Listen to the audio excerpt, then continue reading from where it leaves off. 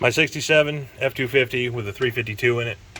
We getting this thing started, you know, put the antifreeze and everything all back in it, and it's always one thing after another.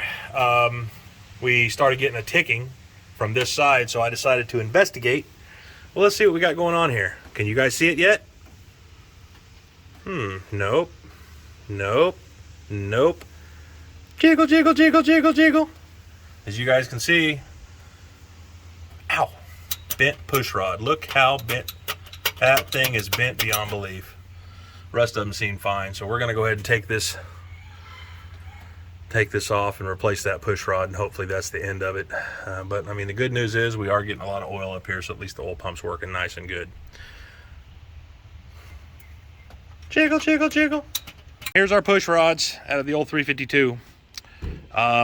You know, these all look pretty much the same, and I don't know if you can tell the difference, but there is one that has, it's just a little bit different. It tried to be fancy, and fancy is just not something that works out in an old engine like this.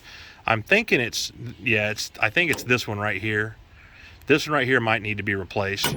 It rolls, you know, don't get me wrong, but it just doesn't roll as well as all of the others.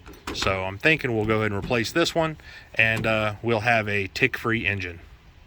Now we fixed this side, got a new push rod in, put it in, started it up. Just wonderful, nice and quiet on this side, but backfiring, popping, and we got some noise from this side. Took that valve cover off.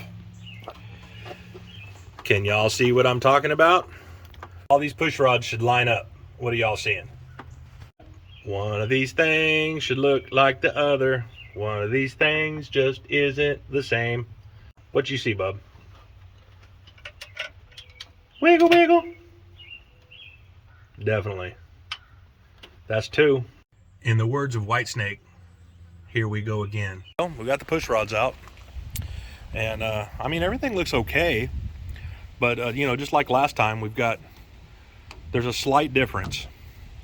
And, yep, these two right here just don't want to cooperate. So the engine did sit for a long time before I snagged it out of a wrecked truck, so that could be the reason. They're a little bit longer than normal, so I had to order them special, so they'll be in sometime today.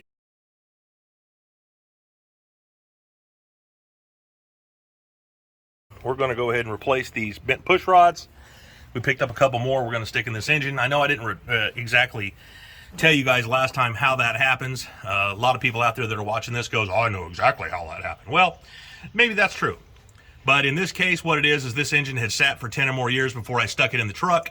And, you know, non-running, oil depleted, that kind of thing. Those lifters were dry. So I probably had a couple of stuck lifters in there.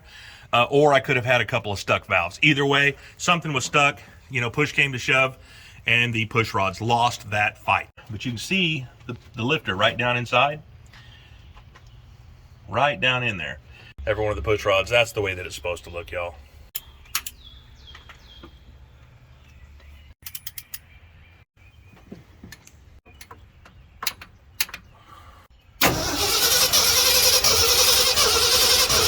And valve cover back on, because we've got good oil pressure up there, and it doesn't seem like we have any other issues, you know.